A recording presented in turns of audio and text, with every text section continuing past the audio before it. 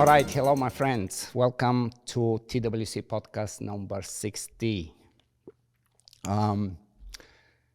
Where do I start? I've been mocked, dismissed, and told to stay in my lane, all because I questioned the rush to medicate dogs with SSRIs for fear, for anxiety, aggression, OCD, leash reactivity, pretty much anything can be. We should supplement at least with SSRIs. And the typical response I get is, you're not a veterinary behavior specialist or you're not an educated dog trainer. But here is the thing. I understand bad science when I see it. And after working with dogs for over 40 years, including some of the most complex behavior cases imaginable, I can tell you this. Not one time have SSRIs helped me personally to have a breakthrough with a dog. Not once have they solved the real problem that the dog had. In this conversation, I hope that we can bring clarity to why that is, because the narrative around the drugs needed to be challenged for the sake of humans and animals. For decades, the public has been sold a beautiful but at the same time dangerous story. The depression and behavioral issues stem from a simple chemical imbalance, a serotonin deficiency.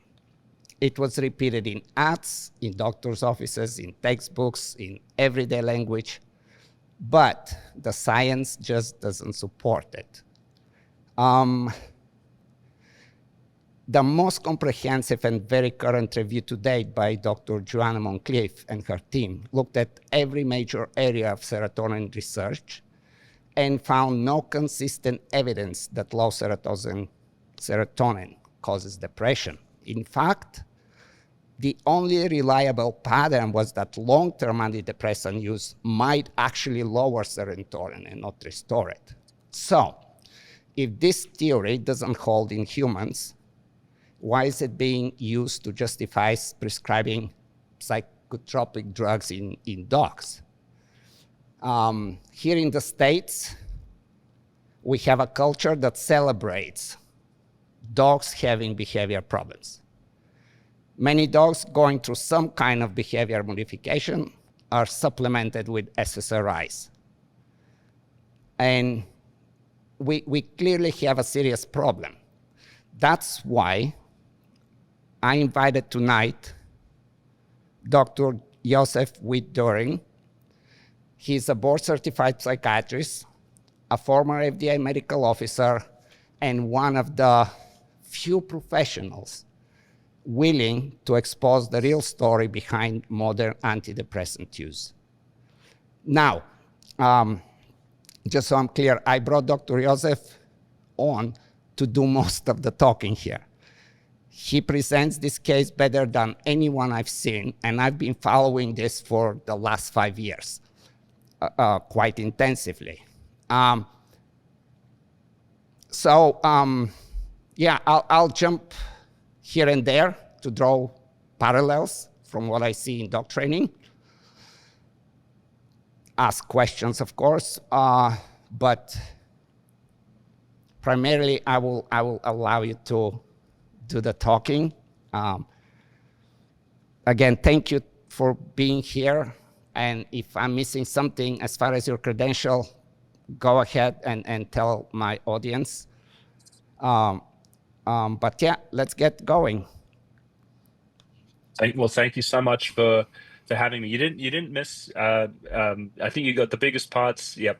So I'm a board certified psychiatrist. So I've been doing this for over 10 years now. And a big thing that makes me a little bit different from other people is I'm an expert in drug side effects. And that's what I was doing in the pharmaceutical industry and at the FDA. And in my day-to-day job now is I run a private practice with my wife. We're in 10 different states across the US, and we help people safely come off medications when they've started to have side effects. And so that's likely where Ivan has kind of found me. I talk a lot on Twitter and on YouTube about the problems that I'm seeing in my patients.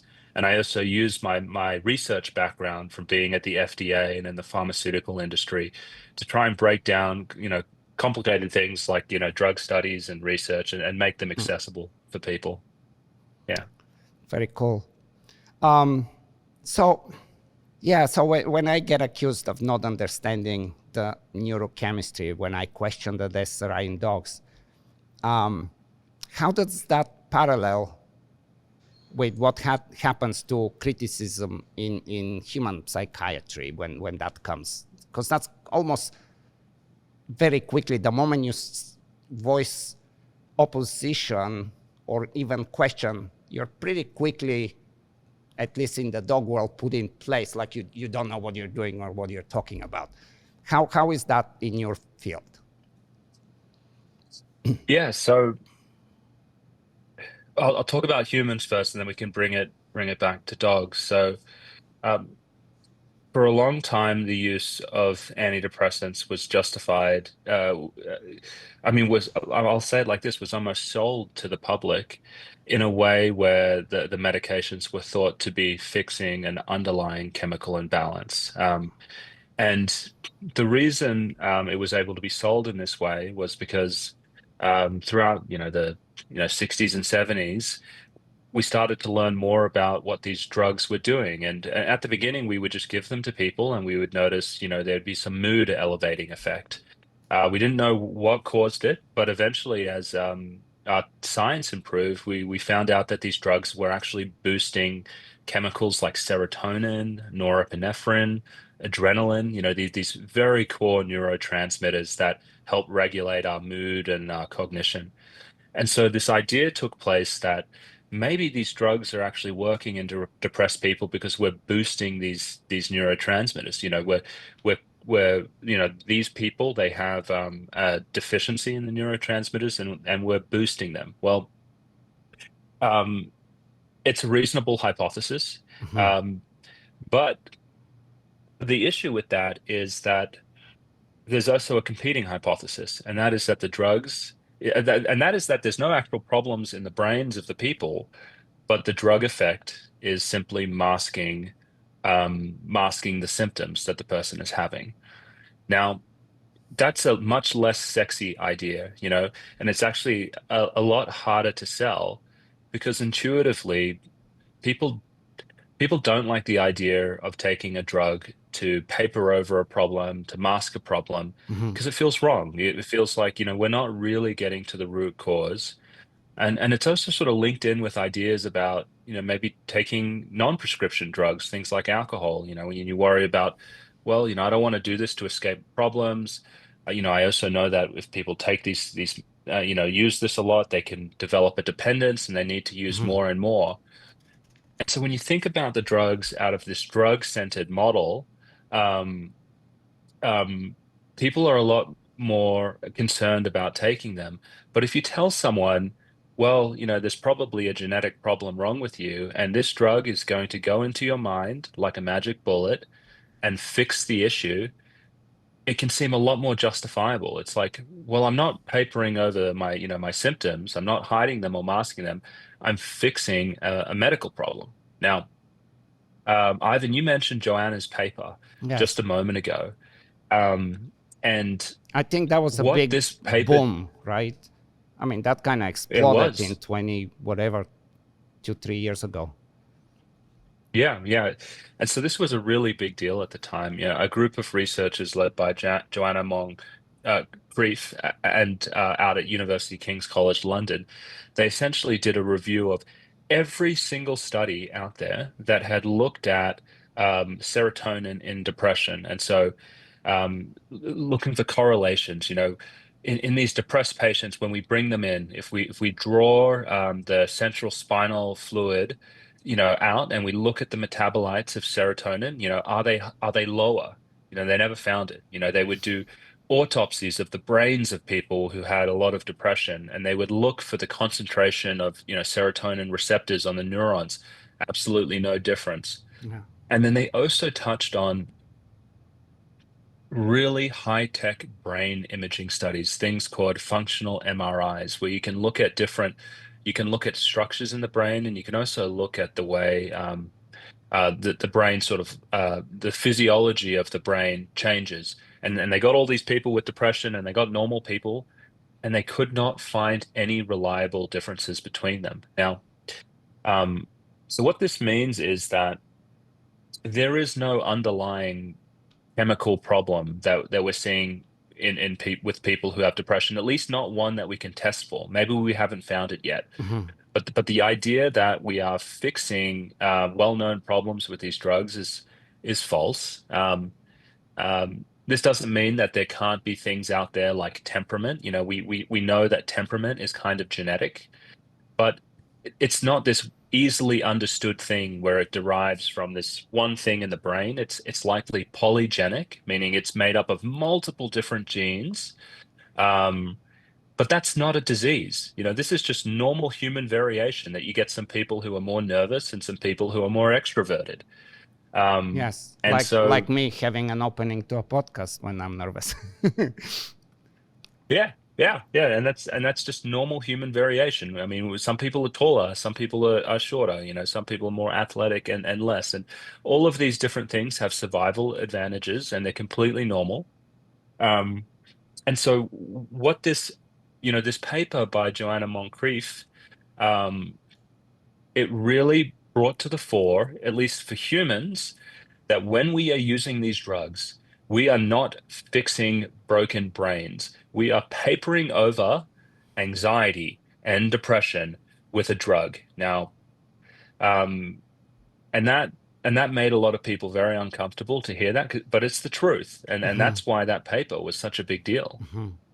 And so Yeah. my like follow-up question to this is like if the science was always that shaky, why did psychiatry and media and pharma and everything, why did they kept pushing it so aggressively? Because like I mean they had to have a little bit of an idea that that's not quite the case, or did they? Or Yeah. why it became such a mainstream? It's just like, oh yeah, you should.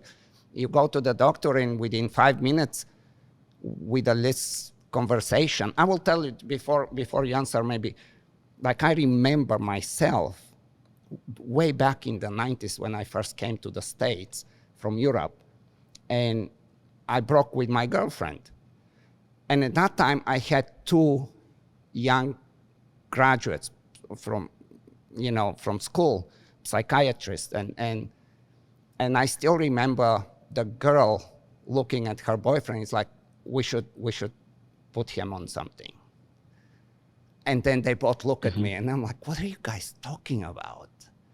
And I can only imagine if at that moment I was to accept that, which way my life would go from there on, how little I knew, Hmm. and how much I would have trusted doctors, right? But how come that it's pushed so aggressively to everybody that it's hard to argue? Well, see, a lot of this comes down to um, commercial forces, right? And so anyone, I mean, most doctors have known for a long time, essentially, depression. Why do people get depressed? Well, it could be due to life circumstances, or it Right. could be due to maybe things we don't understand. And so I think we've always had this idea that there was this interface between maybe your temperament and just the natural variations between people, and then also um, stresses in one's life. But what the drug companies wanted to do was they wanted to downplay the life hardship. When life hardship leads to depression and anxiety, they want to downplay that because that's not what their product fixes. They wanted to paint depression and anxiety as more biological than it was because that's what they had the solution to do.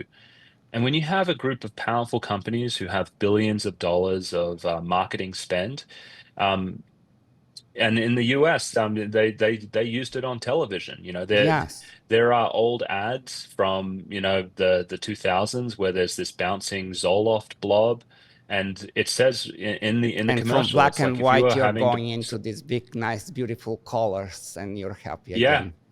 I remember yeah, those. exactly. It's yeah, yeah, and it says, if you're suffering from depression, you may have a chemical imbalance that's going to be fixed by these drugs. Now, I think for most people, it's understandable that, a drug company is going to play shenanigans and they're going to market things in a way that increases the amount of sales. But the thing that most people don't realize is that the medical community, especially the leading academics, have been corrupted by the pharmaceutical industry. Mm. Most people think doctors get corrupted because sales reps for the drug companies, they come in and they bring them sandwiches, and because the sales rep is sexy, it's meant to convince the doctor. And I'm sure that plays a part. But as someone who used to work in drug companies, let me tell you how the real corruption happens. The fastest way to excel in your career as an academic psychiatrist. Now, these are the people at Harvard, Yale, UCSF, the leading institutions out there and internationally as well. The fastest way to make a name for yourself as an academic is to work with drug companies.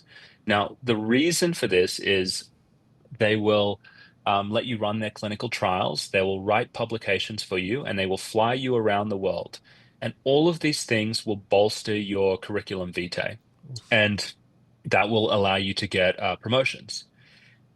But what this means is that for very competitive academics who really want to rise to the top of their profession, they're not going to speak out about the drugs. They are going to actively avoid saying negative things about it, because as soon as they start doing that, they're not going to be supported by the drug companies anymore. And so the influence and the power of the drug companies has corrupted academia.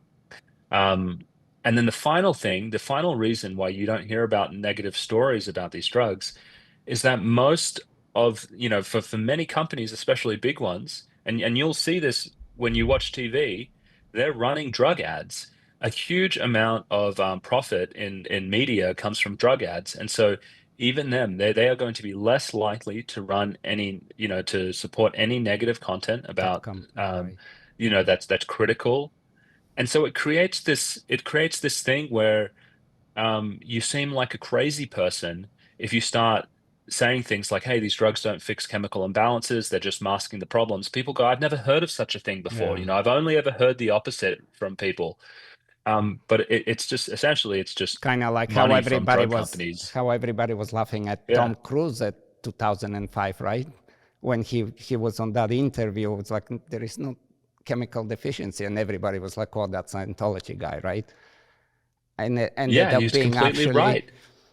right. Yeah. Yeah. So Yeah. that's just very difficult situation to get out of. Yeah. But then let me so if and I don't know if that's even correct, but if depression, like in humans, let's talk about, so we don't talk about aggression in dogs, but depression in humans isn't caused by low serotonin, do do we what are the SSRIs actually doing to people? How Sure. Yeah. Yeah, so I mean, when we think about the things that make humans depressed, and I mean, we think about I mean, the main ones that Sigmund Freud would always talk about. He says love and work, and I think that's a great way to think about it. We are social creatures, and so relationships tend to be some of the biggest things that make us unhappy. But we also need purpose, and so we need to be doing something that we like, and so those two areas are significant. But then when we get outside of those things, I start to worry about, drug use as well, especially overuse of caffeine and nicotine, but also things like cannabis. I also worry about medical problems that are missed. Mhm. Um, Big things can be dietary issues, that we have a lot of people with dietary problems. They have problems with insulin because they eat poor foods. And so your physical health can also lead to you feeling unhappy. And so those are the main ones that make humans unhappy. Now, so what are the drugs doing? Well, the drugs are disrupting your neurotransmitters. And when we're talking about SSRI type medications like Prozac, which I think is the main one that's used in dogs, um, they are typically inducing an effect of emotional blunting. Sometimes they're a little energizing, and that can lead to aggression, but generally the effect is one of emotional blunting. And if you're someone who's anxious, or you're feeling depressed, and you're being tormented by a lot of anxious thoughts, if you can blunt your emotions, you are going to perceive that as therapeutic. And that's why many people take the drugs, and they willingly take them because they are benefiting from that drug effect. Yeah. Mm. And that's where it But goes it's with the not fixing, but it's not fixing the underlying problem. And when we start talking about long-term use, that's when we run into problems. right. That's kind of like the, you know, how you mentioned the, um, um, I mean, Freud's idea, and there was this one again, like 2024 study that was really cool. I mean, just the title itself was amazing. Like, what was it? Like depression, difficult lives explain depression better than broken brains or something, right? Yeah, yeah. Hmm. And but we are very quick to. It's like when you go to a doctor office, and when you go to the psychiatrist, you're almost very open to just prescribe me the pill, fix me with the pill, right? It is. And I think it's because it's become so commonplace. Everyone knows someone who's taking these medications now, and it seems so normal. Um, and one of the reasons why people get doctors can put people on these medications so easily is that they lie to them about, well, they don't lie to them per se, but they leave out a lot of the information which people really ought to know before getting on the meds. I mean, and the main one being that these drugs have never been studied, for longer than a year Right, in a controlled clinical trial setting. And when we have 50% of Americans on these drugs for over 5 years, drugs which clearly cause tolerance and dependence, and the effects wear off, and you need to take higher and higher doses, and so they're changing your brain. Your brain is fighting against them to stay in balance. Um, We've never done a clinical trial on these drugs that lasted longer than a year, and some people take these drugs for decades. right, And so it's that there's if people knew that, they would know that they're really in the unknown.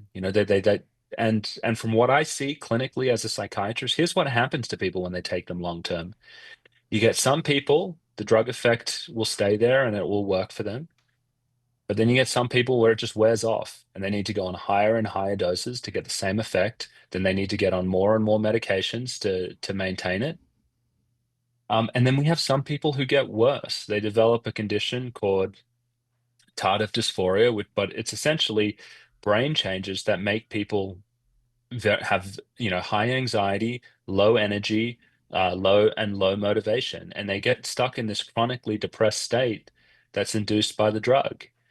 And if we're not even talking just about what the drugs can do to people, there's also an opportunity cost about being on these meds. What if, because you went on these medications long term, you never experienced the impulses to fix your relationships, or to go and find that job that you should actually be doing? You need to quit the one that you're doing now. Or what if it means you neglect a health issue that was making you anxious, and that's just festering in the background? Um, I mean, if you don't fix these problems at their root, they get worse. And so I worry about all of the long-term problems with these medications long term. And let me tell you this. This is the exact same with dogs, because before I got on this podcast, I did some research. I couldn't find a single clinical trial in right, dogs that went longer than 6 weeks. right, right. And so And on and top so of these that, vets they out were there that, based on yeah, surveys. When you dig a little yeah, deeper in those two studies, they're based on the owner saying how my dog feels after. Yeah. yeah. And we're also told, for as long as I remember, that they're safe and effective. This has been like one of the major slogans, like, don't worry, just We will play with the dose, or we can switch to a different medication, but ultimately we know what we're doing. And it will be safe, you will be okay. But as you mentioned, all this, like, there is incredible side effects, and at least in the dog training arena, when I try to work with a very difficult problem dog that's been already for 3 years. I mean, dog's life is 15 years max, let's say, 3 years, a young dog on fluoxetine for 3 years, gabapentin, trazodone, and some other CBD, so like just, and without any outcome. So finally, everybody gives up, and it's like, let's euthanize it. It's nothing's working. We cannot change anything. And when I look at the dog, there is just nobody. It's just this emotional blunting. Like, clearly, like, with dog is very easy. You can talk nicely for a second, and they start wagging their tail, or they show you some excitement, something, and there is nothing. And from everything that I've listened, and to you particularly, because you're one of the really specialists in the arena of tapering the meds, but with dogs it's very difficult, and there is nobody that can really tell us how, at least yet. But so the only easy thing, I guess, with the dogs is, as dangerous as it is that with a human, they can get close to being off of the medication, and then things go very bad, and they jump back in because they start to feel, as you're explaining it very well. I can actually let you explain this. But with the dogs, the way it took me, typically it takes me about 3 to 4 months just for the dog to start to get a little bit excited about anything. Being like, even when you tell them, hey, don't be a bad boy, or hey, you're such a good boy, and you get the same kind of dull look from the dog, and there is nothing to work with. It really just prevents, in my opinion, for dog behavior modification, actual success, because the dog just doesn't care. Like, he's like, I don't care kind of attitude, which makes it very difficult to encourage or discourage any behaviors and get anywhere with it. But it was very nice how it gets so complicated, how people think. Some psychiatrists argue that it's not addictive, it's very easy to leave it alone, but it's actually, that's not the case. Can you tell a little bit about how difficult it is and what happens usually, why people get back in it? Sure. Yeah. So coming off psychiatric meds, especially the antidepressants for humans, can be really challenging. So there's a huge variation in what people experience coming off these meds. I talk to some people, and they've been on the meds for 3-4 years. They can come off in 2 months, no problem. They go back to their life. In fact, I actually think that's the majority of people. But there are some people that when they try and come off, for reasons we don't understand, their brains are just not very elastic.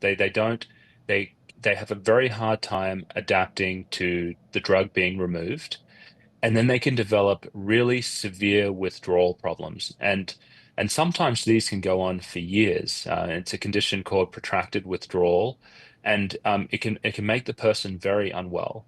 It's not the most common outcome, but it can happen. And because of that, I mean, that's what I do now. I find these people who are having a really hard time coming off the drugs, and then I do these very gradual, slow tapers to help them come off, typically after they've failed to come off quickly.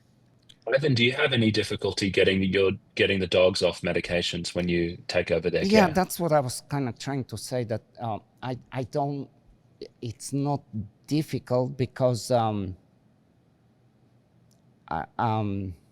I know of trainers that will just cold turkey kind of do it. I know that that's not correct, so I do take time. But again, I'm trying to do it on my own to some extent. I don't see, like what I see is I gradually start to see the dog becoming, just reacting to normal life better. Like even if there is a, let's say a sudden noise in a bush, and they acknowledge it, and they start to, just have much more normal reaction to everything, not necessarily being happy or being angry, but they, like the emotions are kind of coming back again. Yeah. So it's very difficult to say what happens with the dog, because no way to measure, and the only thing we're left, no way to talk to them. We're left with their body language and how they go in everyday life, what they do. So from typically, and again, it's not everybody, some dogs are, you don't see this dramatic difference in behavior and mood, but the dogs that I work with, the really difficult dogs that end up coming here, they just very flat, and so they're so flat. I don't even know if that's even a good description to describe it this way, but to where you don't really see, like, if it gets worse, what more it can be besides they cannot just go in a corner and start crying, but they just don't get excited in a good or a bad way. They're just it's like, okay, yeah, you're petting me, or yeah, you're telling me, and that makes it very hard to read them. The interesting thing is that the whole, the way the medications are coming into the dog world, it's really based on the human experience in psychiatry. And it's basically kind of copied into the dog world with the idea that it would do the same thing, but it's became such a common problem that, to me, the most dangerous thing right now is that these medications are not that they are just overly prescribed, but they are so easily prescribed by anybody. I feel that any veterinarian doctor, a dog will come to the office and the owner will say, my dog is too rambunctious and he's charging other dogs on the street, and chances are they may walk away with an SSRI prescription, because and that's, I'm speculating here, but because the animal veterinarian behaviorists, which they get some extra school, of course, and they get educated on the medication, but all the education is exactly taken from human psychiatry. And so my assumption is that if they're using it, then they can use it. And you can get a prescription. Like I know that I can go to any dog veterinarian with my dog and convince them. They're very easy. And on top of that, I will go online there is like this dog websites that sell medications and stuff, and tomorrow I have it. And off we go on medication. Yeah. It's really, really sad. And the sad part is that the majority of the dogs, and I'm talking the majority of the dogs, like I remember one of your, I don't know, was it a podcast, but you had some really good presentation at one place where you had a big circle and you put a percentage and you were talking how there is this 5% of people that really need it. And everybody else, there is a whole other ways of alternatives, and it's just harmful to do. And that's kind of where we are with the dogs. Yeah. Yeah, a lot of these dogs haven't really been given the opportunity to find non-drug ways of coping. And instead of doing that, you're putting them on drugs that flatten their emotions. And, you know, and the same thing happens with humans. A lot of the people that I speak to at the taper clinic, they'll come to me and they'll say, I just want to feel like myself again. Right. Yes, I don't really feel bad emotions, but I don't really feel good emotions either. I have pretty low motivation. I'm not that excited about anything or doing things like I used to be. I feel like I'm just, um, you know, um, sort of like passive. Just living but Right. not really alive, and they hate that feeling. And I guess, I That's mean, it the saddens interesting me to part. think. Yeah, and I mean, it saddens me to think that, you have this lovely dog, and it's having some separation anxiety, or there's some issue going on, and then, the way we do it, the way we treat that is by blunting them. And I think you might have said this, Ivan, because I've been on your social media. It's like, if you left a child alone in a house for like 12 hours, Right. and the child became unhappy, would you drug that child? But Yeah. that's essentially what I feel like a lot of people do to dogs. Yeah. Yeah. And even, Yeah. I mean, dogs bite each other. Dogs can be aggressive to each other, but because a dog is aggressive to another dog or dogs, it doesn't necessarily mean that there is a chemical imbalance and that the SSRI will do something to resolve that problem so the dog actually can change its perception towards other dogs because of and of course the proponents of the medications, they will very quickly here correct me and say, well, it's not the medication only, it's in conjunction with some behavior modification plan. But my argument is that the behavior modification plan gets kind of stalled because you have nobody to work with, because the dog doesn't care if they do something right or wrong. Mm. Yeah. And this is one of the things that I worry about with humans as well, with because they often say, you know drugs and antidepressants are the best combination. And I guess, maybe for some people that's true. If they're so depressed they couldn't even do the therapy without, getting a little nudge from a drug. Mm-hmm. But I mean, we're essentially talking about a drug that is going to affect your mood and your personality, and how you respond to things happening to you on a daily basis. And if you blunt that, you're also going to have a lot less material to work with.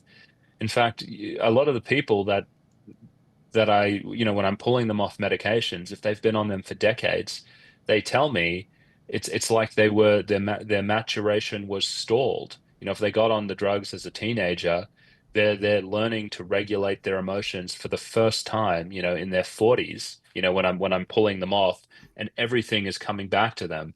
It's not like they've really taken gains, or taken a lot of gains from while they were on the drugs. It just kind of flattened things. So Yeah, they never really got to have that experience of having to work through difficult emotions and deal with that. That's really part of the normal process of maturing. And then so we get it all when we pull them off the drugs. yeah. So I just thought You, of something else, like with the dogs. There, I mean, of course, there is quite a few different ways people would do, and there is different dog training camps, of course. But the way I and some dog trainers will approach problems with dogs, I mean, the first thing you want to do is try to get close to the dog, try to make that dog like you, so you create some rapport, so you have some trust, so you can start to get somewhere. But the dog has to kind of be able at least to see it, if not actively search for it, at least to be able to recognize it. And so we would try to get a dog to play, because play is one of the, I mean, I'm sure with humans it's the same thing. I mean, when you play, you show very good intention, and especially when you like to play and you activate your body and the whole good chemicals start to interact in your brain. And then you present a certain situation and so on. So you have play and you have food. You can use treats as rewards. But from what I know, and playfulness is something that kind of gets also quieted down. Loss of appetite is another side effect of. So on top of having the kind of emotional blunting, you have a dog also that I cannot reach and say, hey, dude, let's play. I have a ball. And he's like, yeah, okay, so what? and it's almost like my hands are tied until I can go through the whole process of taking the dog off and starting to see that dog, as I said, at least starting to react to the world around it, being, wow, what is that? Woof. Or, oh, somebody's coming. Oh, it's not a friend. But you see a brain that's actively responding to the outside environment. I really don't understand why. I mean, what would be the approach when you have this emotional blunting or motivation loss? You know, like I don't know, how do you approach to get somebody excited to look forward to life again in that state of mind?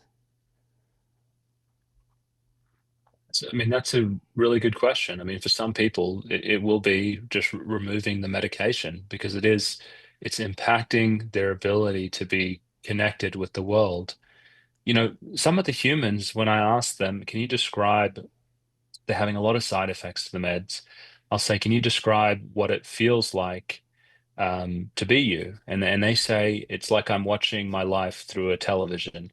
You know, I'm not feeling the emotional responses to things. When I hear my favorite song come on, I don't get prickles down the back of my neck, you know, because it reminds me of my youth. When I hug my child or my spouse, it's harder to feel those feelings of connection. I mean, it actually just is. I mean, it is the effect of the drug that is blunting the emotions. Or also it can create increased irritability, and you know, it can kind of go to a different extreme as well in some cases, right? Yeah, so Or this is the thing that's going to be challenging, because dogs can't say that they're not feeling well on right, the drug. You know, right. that it's really hard to know. So with antidepressants, many people, I mean, they may or may not be aware of that they have this thing called a boxed warning. Now, a boxed warning is the highest warning a drug regulator can give for a medication. It means that when you get the drug, it has this big black box on the front of it, and it says, you know, and it says what the risk is. Now, for the antidepressants, it's that the drugs may make you more suicidal. And this is crazy. People will think this sounds crazy, but this is real. When they've done clinical trials and they look at the rate of suicidal behavior in people under age 25, there are more suicide attempts in the groups of people who get the drug compared to the groups who get placebos. Yeah, So, you know, let that sink in for a second.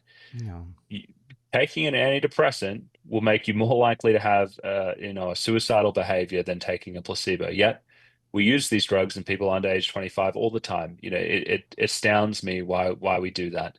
Um, Now, the reason these drugs can make people suicidal is that they can cause paradoxical effects. And so when I say paradoxical, I mean it's like a random effect that just happens to someone because they have a genetic susceptibility. And the example I usually like to use to explain this to people in a relatable way is you could have 10 people sitting around smoking a joint. Nine of them are giggling and they're having they're laughing, they feel relaxed, and you get one person who becomes paranoid. Now, That's what happens with antidepressants as well. Majority of people are feeling emotionally numb, which is the intended effect of the drug, but you can get one person who starts to feel more depressed or even more aggressive. And um, and if that's already an unhappy person and they start to have this paradoxical reaction where they feel even worse, that can push them To into a act. suicide Yeah, yeah, attempt. yeah. Um, I know you and were now I know, I mean, talking dogs. recently about the mass shootings too, which is another crazy. Yeah.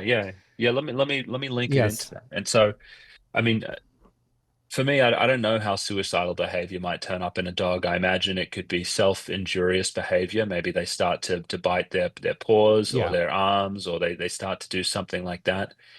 But also, what we've seen in humans, and this is in the drug labels. I mean, it has, aggression, hostility, all of these things are already in there. They've been observed to be these paradoxical reactions. And and when and and these side effects have led some humans to do terrible things like mass murder, um, you know, um, you know, people strangling their family members, killing their whole families and then turning the weapons on themselves. These have gone to courts of law where juries and judges have heard all of the evidence about, what that person was like right before they got on the drug, how their behavior drastically changed and then usually how their behavior got better when they removed the drug.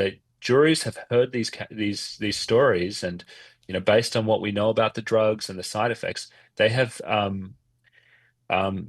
let people off who have essentially Hmm. harmed other people during these things. They've also allowed people to sue companies. One man got $6 million out of SmithKline Beecham after a side effect resulted in the death of multiple family members by his father-in-law. This is a gentleman called Donald Shell.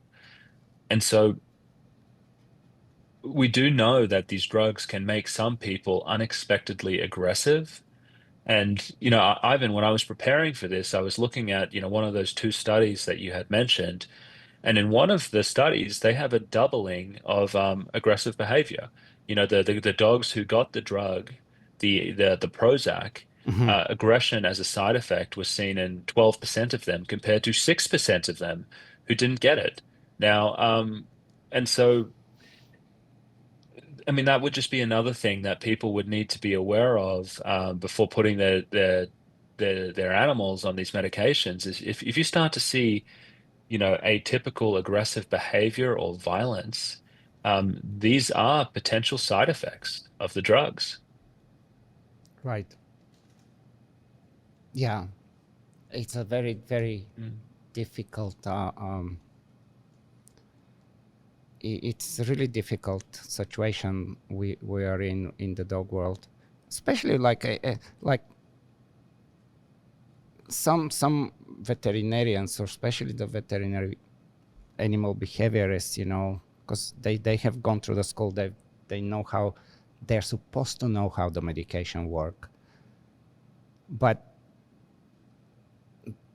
everything they say is not how the medication work, and they get very angry when somebody says, well, there is this emotional bluntness or lack of motivation or numbness. They hate it when somebody says that, and and very quickly it just doesn't make sense. How can one medication, the same pill, work for anxiety, for fear, for aggression, for OCD? For sure, it does something collectively to all these problems, Yeah. but it doesn't really addresses them in any reasonable way directly. It's not like you have a cough and you got a cough syrup, and then I don't know, you have a headache and you get some. I don't know if that analogy is even better than what we're talking about, but one It's serotonin it's pill. a it's a great it's a great analogy, and we use them in the same way in humans. We will give SSRIs to people with depressed mood. to people with anxiety, to people who have PTSD and trauma.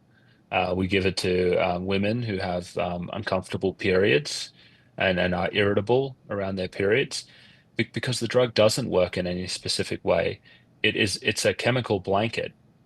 They wipe out emotions. I mean, so anything that generally tends to make people anxious and and and irritable, it just turns the volume down on your emotions, good and bad ones. It's just like cranking a knob down, and it'll work for many different things, but not in any specific way. The tapering or tapering, like what would you think would be a proper way to deal with this with a dog? Like, would you have a slightest idea how that would, depending on, let's say a dog has been for 2 years on fluoxetine 10 or 10 milligrams or something, and it's Hmm. about 50 kilos, I mean 50 pounds. Yeah. Yeah. What kind of protocol would be a reasonable, because, and the reason I'm asking you is because let me back up something here, because I do have a No, school. I'm smiling because this is like the greatest question that I've ever been asked before to start talking about Right, antidepressant tapering with dogs. I love it. I right. love it. It's great. Because Yeah. no, because it's a real question. I run a school for dog trainers. I teach people how to train dogs, and then we have like a monthly meeting with the graduate students. And there was a time when, out of curiosity, I was like, guys, how often do you get, because they deal with problem dogs, that's why they come for training. So naturally the question was, look, how often you get dogs that are on SSRIs? And everybody every month has at least one dog on medication. The youngest one can be 6 months old, which is like ridiculous to even say that it has a problem. It's just a little puppy that doesn't know who he is. Then my next question is, when you talk to the owners, have they ever been told that there will be a process of getting away from the medication? Not one single No. dog, zero. And that's why, how do we learn how to do this if we decide to? Yeah. So yeah, no, this is a great question. And so what I would say the most important thing would be is to try and get a sense of the dog's baseline behavior before you taper, because you're going to be looking out for withdrawal signs. And so what do we notice in humans? Humans will start to become more anxious, and they might have a hard time sleeping. They can look dizzy as Mhm. well. Um, and and sometimes they have like brain zaps, although that's really hard to notice it's going to be hard to notice if a dog's having brain zaps. Maybe you'll notice some twitches or some ticks. And this is just assuming that the physiology of the dog will behave in a similar way to the human when Mhm. when when you're taking it off. Um, so as I mentioned before, I mean, most people can come off these medications, I would say, in a couple of months. And so that's honestly that's way too fast for what I do. But I talk to a lot of people, and you know, I'll, and they can come off pretty quickly. Mhm. The most important thing that you need to be aware of is that if the person starts to look like they're becoming very uncomfortable, you slow down the taper. And so that might be the same with the dog.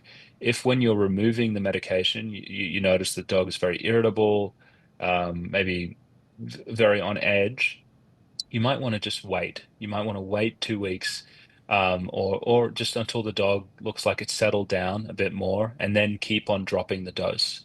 Mhm. Um, I'm going to have to rely on you and your community to sort of educate the world on how to do this well. Whether it's something that can be done in a couple of months, or maybe it takes 6 months. Maybe for most dogs, it's pretty quick. Maybe for a select few, it takes longer. But the golden rule is to, if the dog looks very uncomfortable, put it back on the last dose where it was where it was comfortable, Got and it. then the next time drop it by a smaller fraction.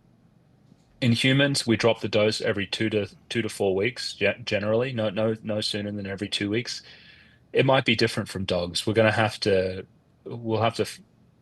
comment, have to get people to comment below this video on I know. YouTube or wherever it is, to start sharing their experience of weaning their animals off SSRIs, and how it went. We'll have to crowdsource this one. Yeah, yeah. I'm sure we will get these responses for sure. It's very every Yeah. time I have talked about it, it brings a lot of interest, and definitely.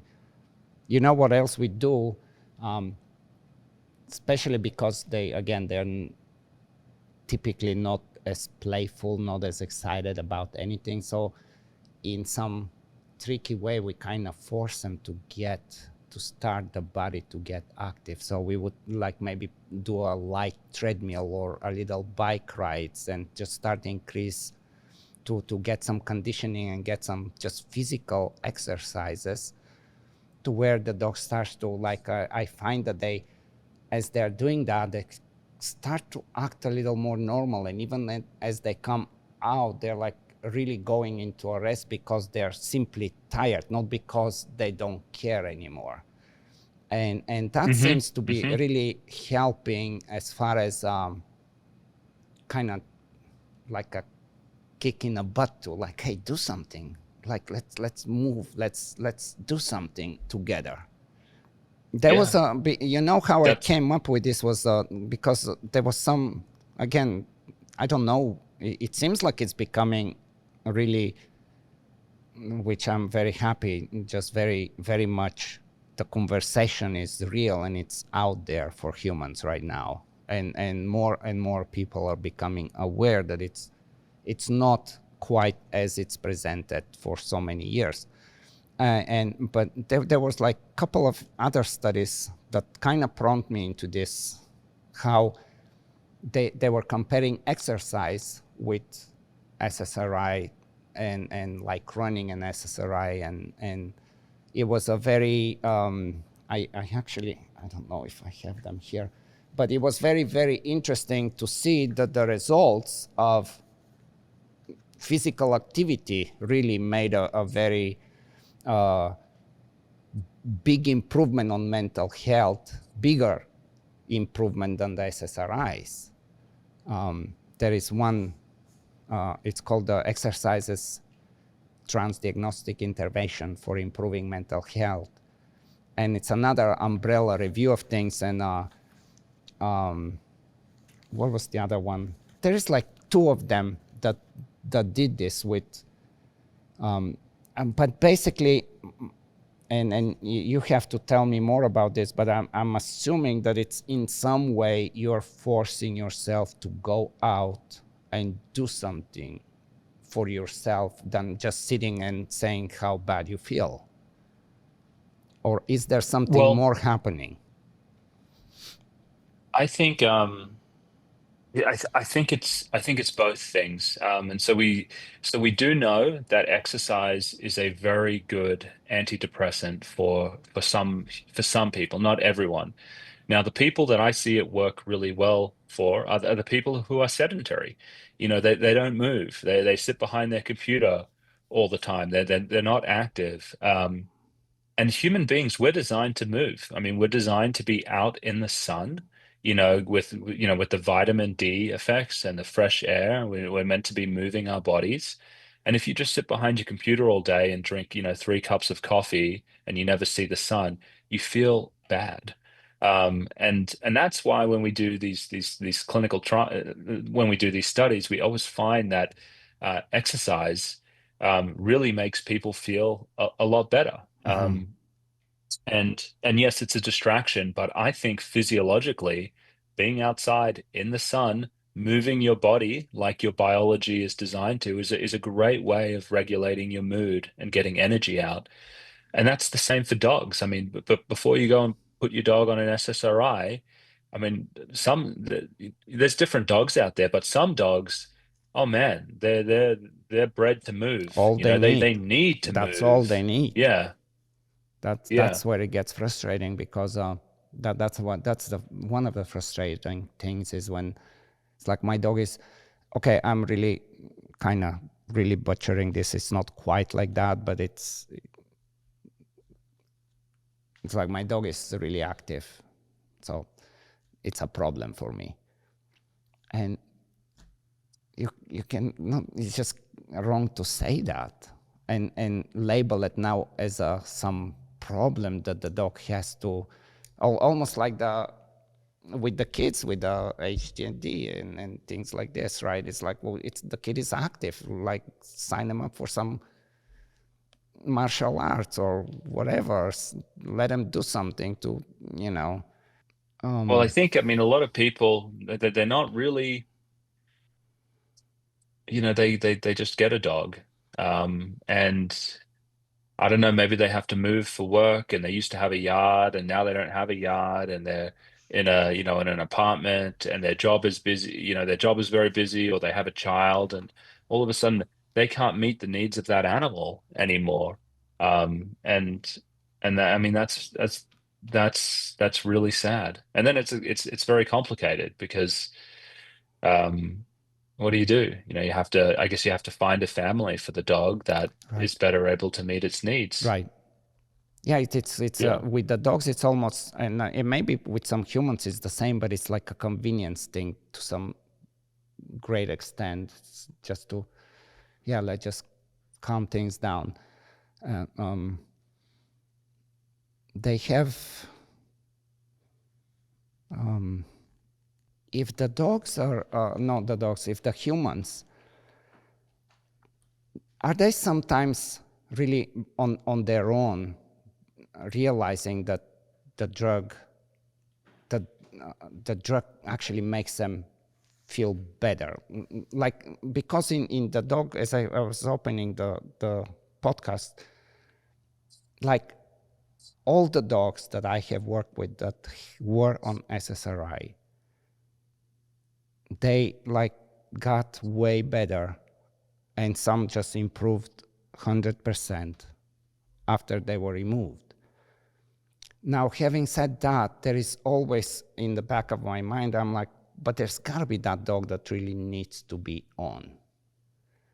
And that dog that comes to mind is just a dog that really, we just need to really keep it in that blunt, flat state of mind, because it is the safest for the dog. It is even emotionally, it's probably the better option than any other option. But I don't find it, like how does it really even compare with the human brain and the human emotion? Because dogs' emotions are, they're not quite, I mean, they do have similar emotion, but they're not quite, we are humans. We have very different level. Like in dogs, you have affect, arousal, and it's much more basic. And how do we, like, do you think that there are dogs that have to be on? Or are they humans that have to be on? And why are they have to be on? Sure. Yeah. So so I have no problems with people deciding that they want to be on the medications. And so, generally what I like to see is if when a person is unhappy, that you really try and find out why. And the major buckets are, relationships, purpose, and then also, stopping any substances that are making them sick, and then also looking for medical problems or nutritional problems or problems with their food. If you have done all of those things and the person is still suffering a lot, I think with a very clean conscience, you can go ahead and say, well, we've tried everything. You're exercising, you're eating well. You know, we can't really explain where this is coming from, and we want you to have a good quality of life. And so we're going to, if And then we explain the risks to the person. This is the evidence base. These are the risks. Do you feel comfortable Hmm. with them? And if they say yes, then I think that's completely valid. You've done a good job. You've tried everything you could. If it's not working, with a clean conscience, I think it's fine to use the medications. And I mean, another thing that comes to my mind when I think about dogs is the very real possibility that the behavior could lead to the dog being euthanized or to the dog being rehomed or something like that. And so I actually start thinking about children with autism or parents with dementia because sometimes that's what we're looking at with families that are caring for these people. Hmm. And it's the same for them. You want to make them as healthy as possible. You want to do everything you can. But sometimes, especially with adults who have dementia who are just getting worse, the most humane thing you can do might be putting them on an antipsychotic medication or some antidepressants because it allows you to control their behavior better. It allows them to stay in the home with you longer. If that means that your grandparent or your parent can stay with you and you can Makes look sense. after them and you don't have to send them to a nursing home, these aren't easy decisions to make. I mean, these are ones that are very complicated and they're challenging, but there's never a right answer. It's never, Yeah. it's never right or wrong to use a medication. You look at the individual circumstances for the person, you try everything you can, and if that's just the way it needs to be, then that's okay. Yeah. Yeah. It reminds me this sometimes, not Yeah. sometimes, very often in like the dog shelters, the where people will just drop off a dog for whatever reason, and it is quite common to put the dogs on any SSRIs and trazodone and gabapentin for that kind of reasons. But the problem with that is that if the dog stays for 5 months there and is on the medication and then he comes out and he really didn't have to be on medication. The only main reason that it's on medication is because it's just wants to get out and run, but there is nobody to take him out to run with.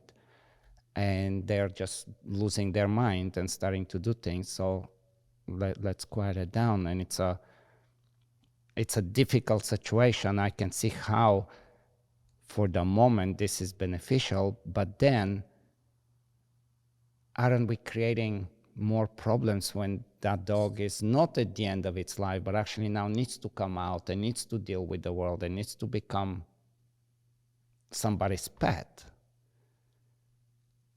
Yes, yeah, you're definitely you're making things easier for the person who runs the kennel, but making things more complicated for the dog and the next owner when they're going to have to deal with a dog that's developed a physical dependency to a medication, and has to go through withdrawal.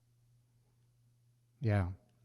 And I know sometimes there's just no, it, it's very difficult because the most of the animal shelters are always packed, and eventually some dogs are just starting to being from the front row to the back side to the back side, and eventually nobody ever even knows that they are there and they're on medication. And ultimately, if it's a no-kill shelter, if they can manage it, they manage it somehow, or otherwise it's euthanasia. That's Mhm. an option with dogs that we have, the euthanasia, but also very frustrating because that happens sometimes very prematurely. It's like we can say, well, we tried this kind of training, it didn't work. We put it on medication, it didn't work. And the medication really is the final, has the final say. It's like, okay, it's been on whatever SSRI and it doesn't work. So it must be,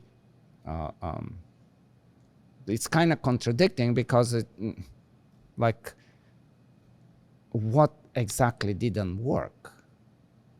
Like the dog just had to come out and have somebody that shows some interaction, teaches it right from wrong, and give some outlets to do something with it. But when that's not happening, then they become very difficult to adopt.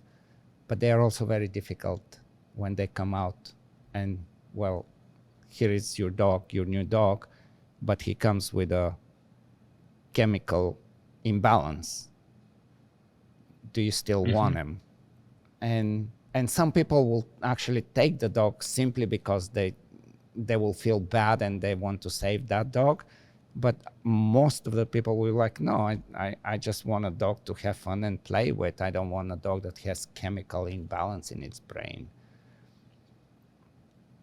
Yeah, and I also imagine it could be very, it might be very confusing for the person who adopts the dog, because some people may say, I actually want a very docile dog. I want one that's kind of, doesn't, is very mellow. And if you go and adopt a dog from a shelter who's on SSRIs, and it's very mellow, it's very calm, and you say, oh, this is a good fit for me, and then you bring it home and you take it off the medications, and then its real personality comes out, and all of a sudden it's Right. like, I want you to interact with me. I want you to take me out. I want to move my body. I mean, that's Yeah. Yeah. also, that could also be very confusing for an owner. Yeah. Yeah. Very much. Like with humans, where like if things are progressing the way they are, and the more awareness comes, which is really, like, I feel like it's in the last few years is really just picked up some really, really crazy good momentum. But if not SSRI, what the future looks like for psychiatry? How do you, I mean, because there are problems, how do you see it moving forward?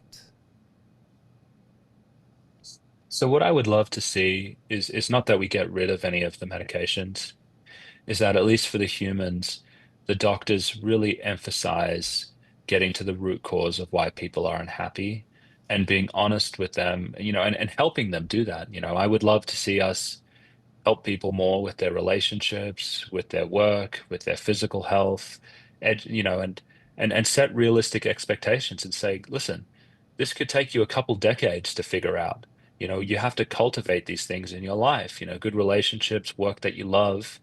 These aren't shortcuts. There is natural pain along the way, and to Right. set those expectations.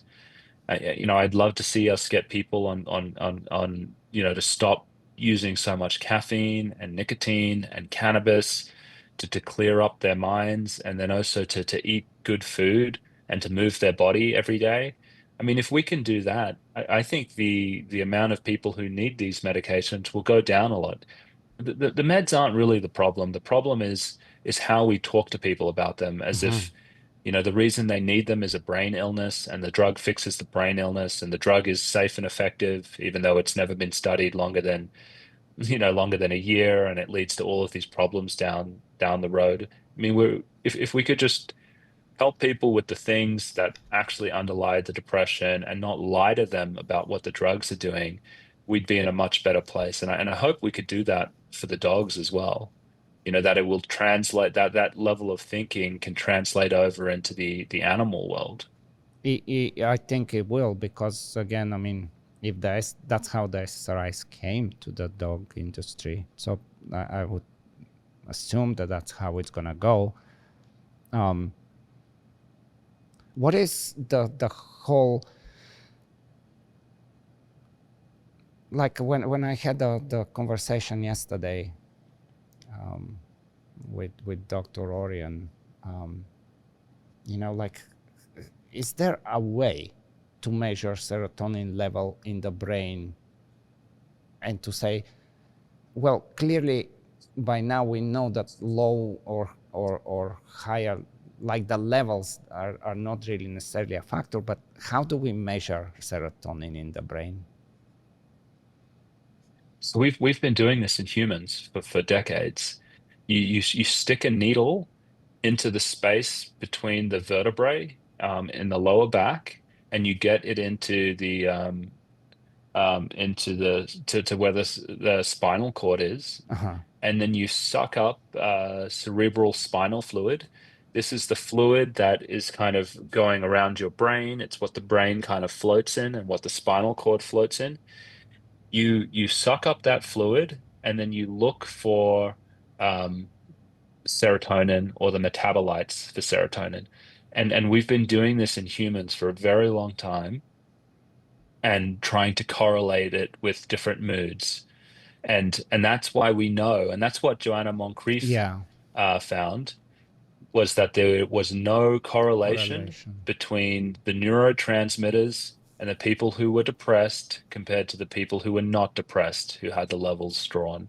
It's there is it has nothing to do with low or high neurotransmitters. It's not that simple.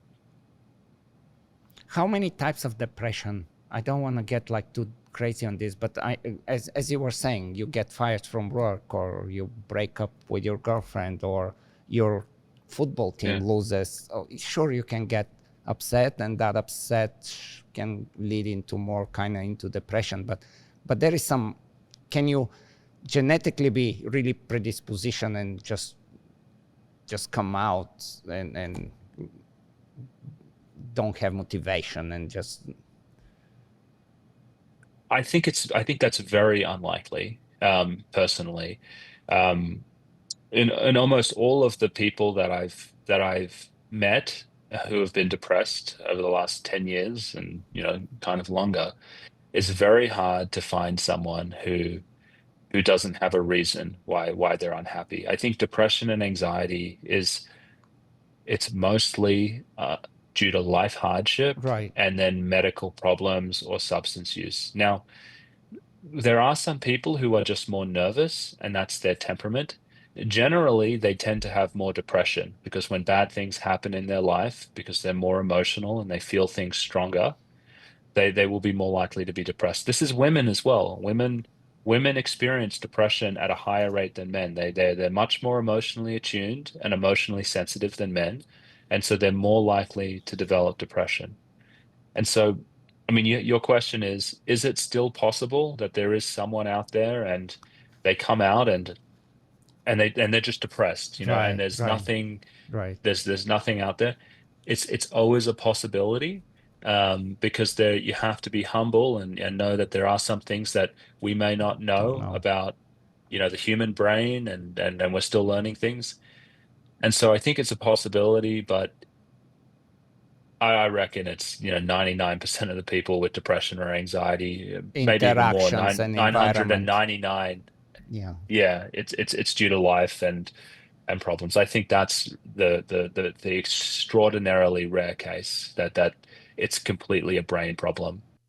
it's a very, very crazy thing that the worst is that it's very young. Sometimes dogs that just don't have any reason to be on the medication, are on medication because maybe some behaviors, kind of as we were talking earlier, is too difficult for the owners to deal with. And but then there is you can have a training, or you can give up on the dog, or you can put it on medication, and everybody can make their own choices, I guess. But hopefully people, when they listen to this, like one of the main things is to bring the awareness that you bring to people, that it's not just like a vitamin C. It does affect, and if you decide to give it to your dogs, ask the questions, talk to the vets, and if the vet cannot explain it to you, then you need to find a vet that can actually tell you what can possibly happen, because typically what they will tell you, like, it's very standardized. It's like, okay, well, we're going to put the dog on medication. It may lose its appetite for a week or two.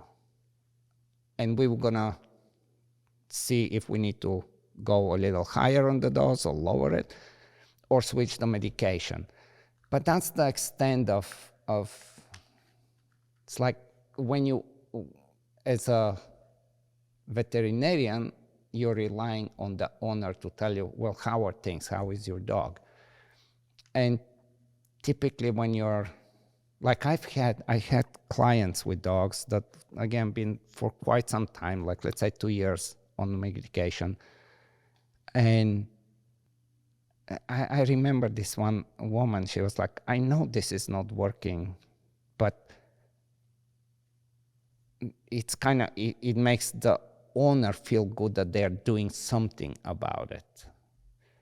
Even though that's something maybe puts the brakes to really make a big change in the dog, but they're going through the right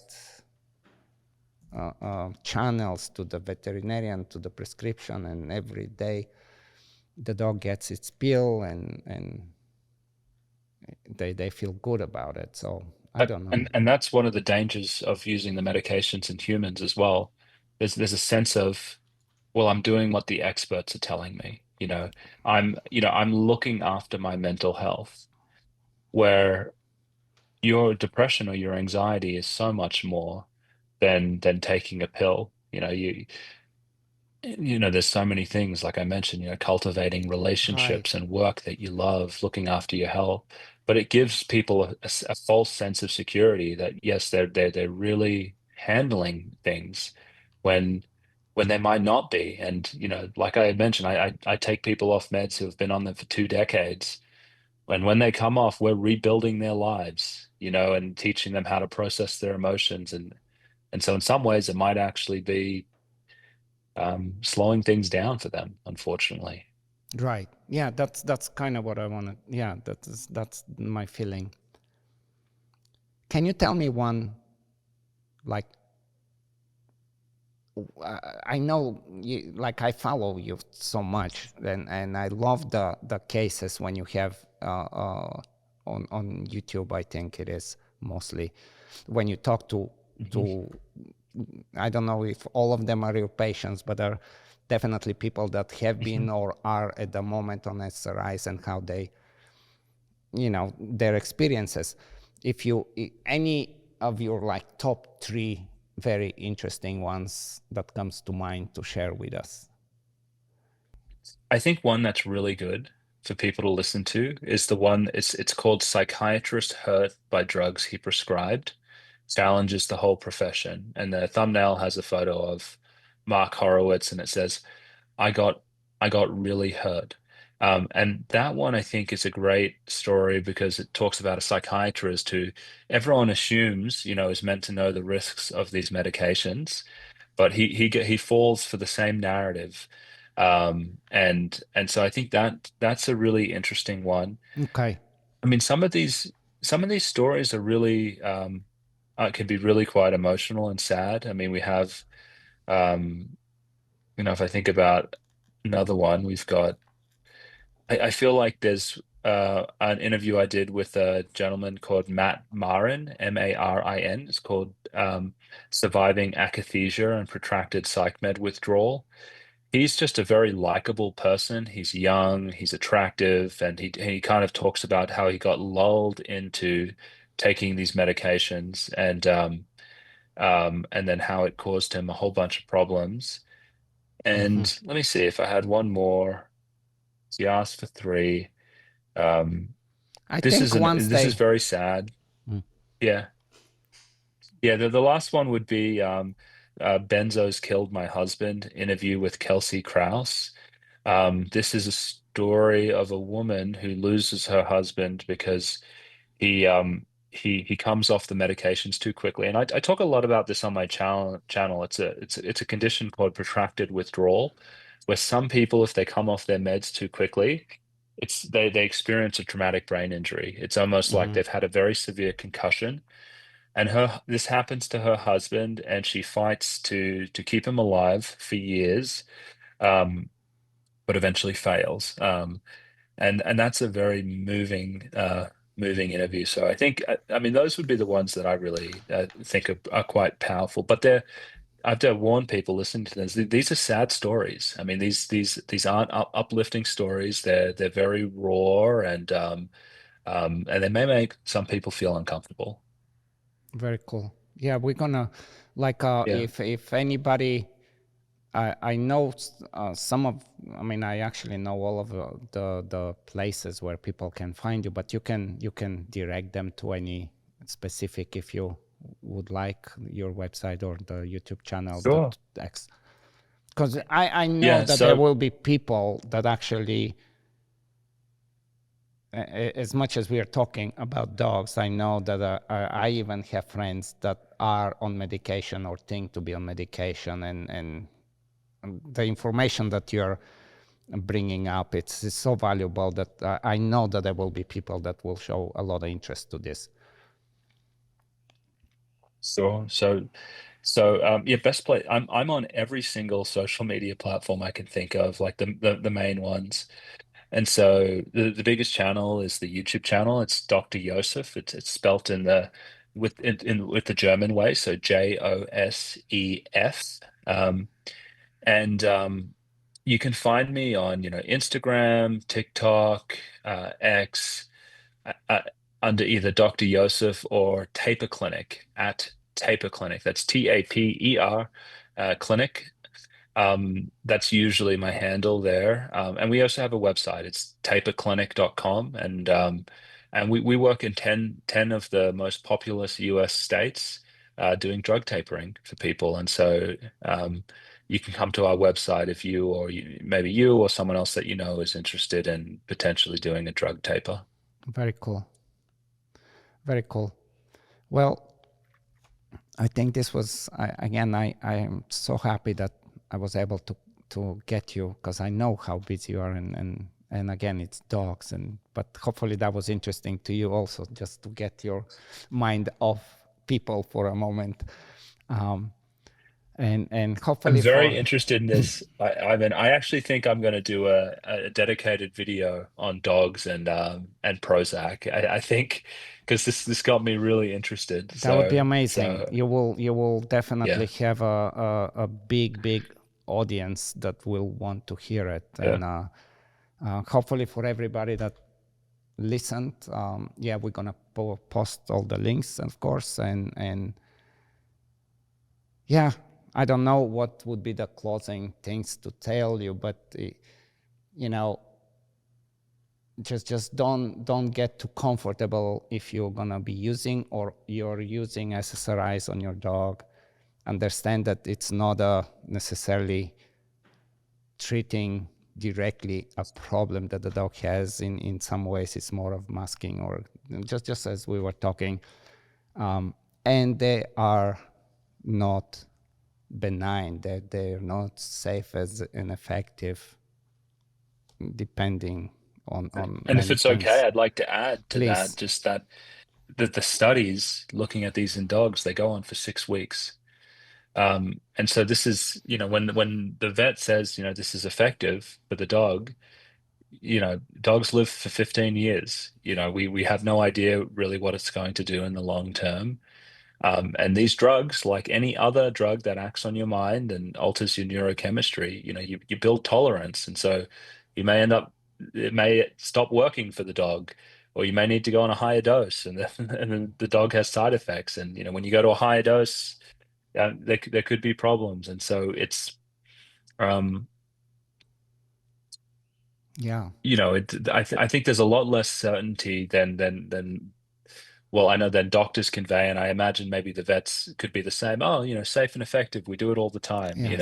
and then people don't hear, yeah, for the 6 weeks, the study went for.